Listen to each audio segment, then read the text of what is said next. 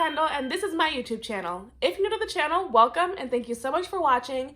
Basically what I do here is document my journey towards financial freedom, as well as help others learn more about personal finances. Before I get into the details of today's YouTube channel, I have a quick announcement. I have changed the name of my YouTube channel. It was originally Miss Kendall Vlogs, but because of the name, it kept getting associated with the Kardashians, so I decided to change it to Angel Makes Sense. That's C-E-N-T-S, sense. So let me know what you think of the new name in the comments below. In this video, I'm going to be basically giving you guys an update on where I am in my life right now in terms of finding that financial freedom.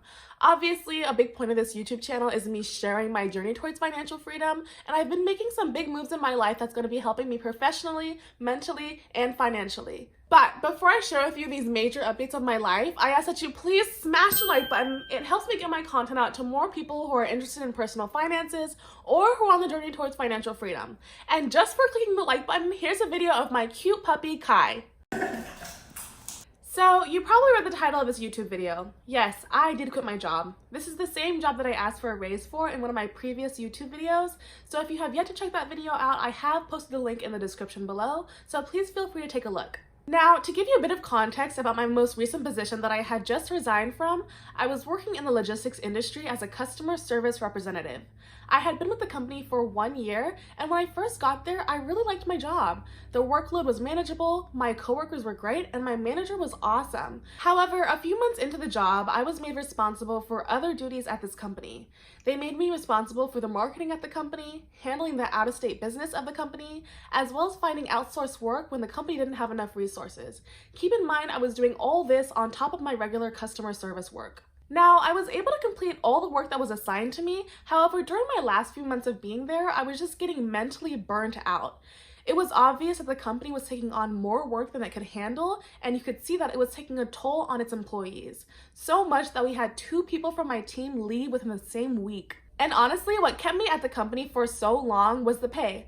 They were paying me pretty well for a 21-year-old with no experience in the logistics industry. However, it was taking a big toll on my mental health.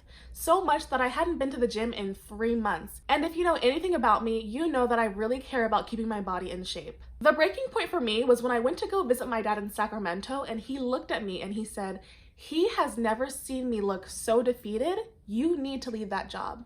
And he was right. I have never had a job that put me through so much mental strain, and it was starting to show on me physically. So when I got back to LA from visiting my dad, I immediately put my 2 weeks in at this job.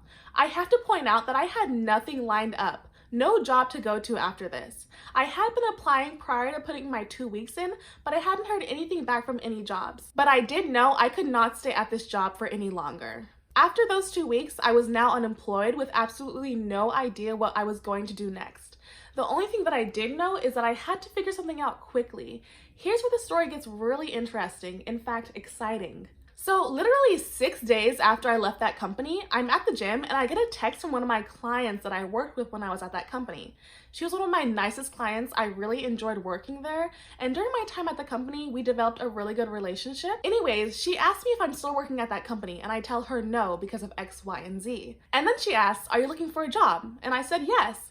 And then she tells me, "Okay, why don't you come and interview for us tomorrow? We are really impressed with your work and we like to give you priority for an interview." And I said, of course. It's not like I had anything lined up anyway, and I still hadn't heard back from any jobs for an interview. Now, I hadn't been to an interview in over a year, so I was really nervous. In fact, I was so nervous that I almost didn't go to the interview, but I prepared my cover letter and resume anyway and went the next day. I arrived 30 minutes to the interview, and once I walked into that office, it was a complete 180 from my previous job. The working environment was very clean and organized, and the people there were so social and friendly. It was definitely a place I could see myself working at. Not only that, but the interview went extremely well. It was more of a conversation with lots of laughing. To be honest, I already knew I had the job towards the end of the interview. During the interview, they told me all the perks of working there. They told me about the 19 days paid time off, health, dental, vision, and life insurance, company vacations, and events. It was a lot of perks that I had never had at a company before, so that was really exciting. I kid you not. An hour after my interview, I receive an email with an offer letter. I open this offer letter and I'll see that I'll be getting paid more than the average 30-year-old in California. The offer letter also states that I'll be heading the company's domestic dispatch department as a supply chain specialist. I was told that all other interviews were canceled and that I had the job as soon as I walked out of that interview room. Of course, I accepted the offer letter. Honestly, if you were to tell me 2 weeks ago that this is the position that I'd be in now, I would not believe you. With that being said, I have some messages that I'd like to point out from this story. Number 1, please do not sacrifice your mental health for increased pay. I think that anytime you sacrifice your mental health, you're already losing, and I did that in my previous position. Number 2, it is so important to put yourself out there and network with other people. There are people who you don't know just yet who want to help you.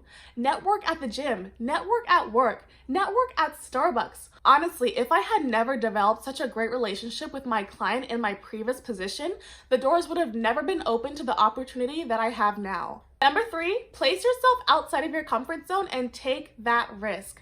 I know that it can be scary going into the unknown. Trust me, when I quit my job, I was terrified. I thought I wouldn't have another job for at least 3 months, but that's not what happened. The unknown can be scary, but it also has lots of opportunity.